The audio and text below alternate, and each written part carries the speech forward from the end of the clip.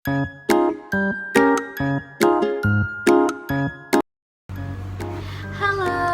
Assalamualaikum.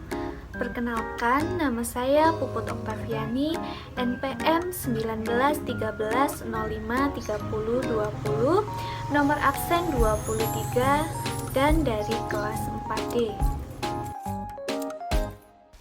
Di sini kita akan mengenal karakteristik anak berkebutuhan khusus dalam sensori penglihatan atau tunanetra.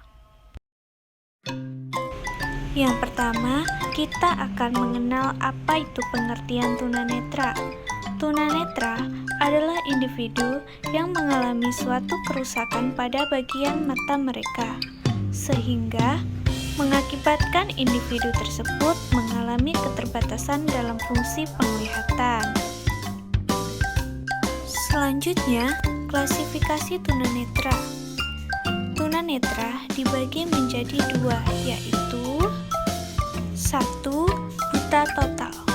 Buta total yaitu kondisi penglihatan yang tidak dapat melihat dua jari di mukanya atau hanya melihat sinar atau cahaya.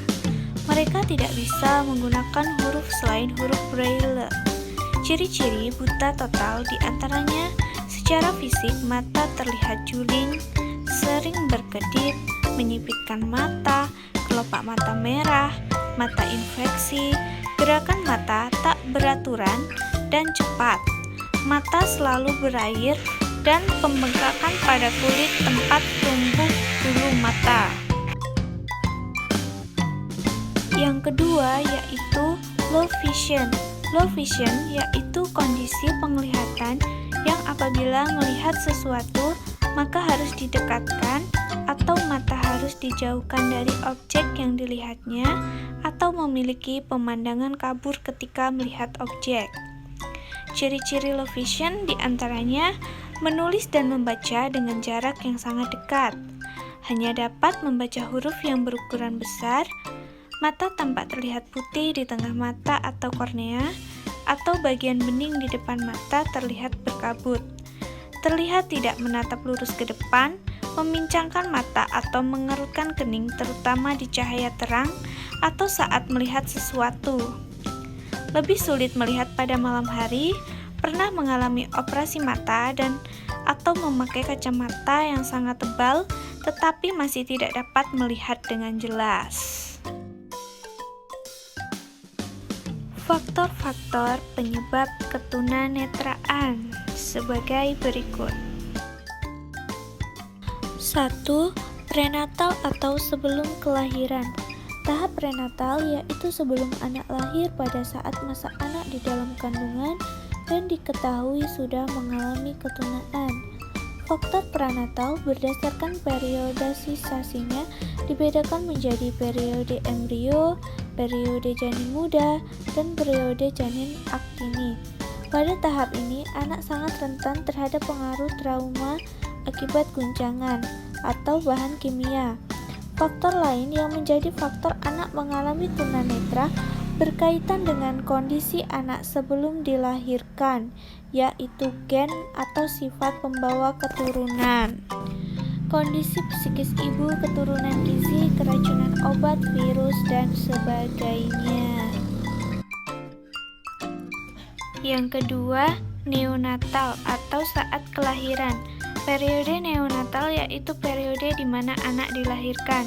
Beberapa faktornya yaitu anak lahir sebelum waktunya atau prematur, lahir dengan bantuan alat atau tank for losing atau posisi bayi tidak normal, dan kelahiran ganda atau kesehatan bayi anak tersebut.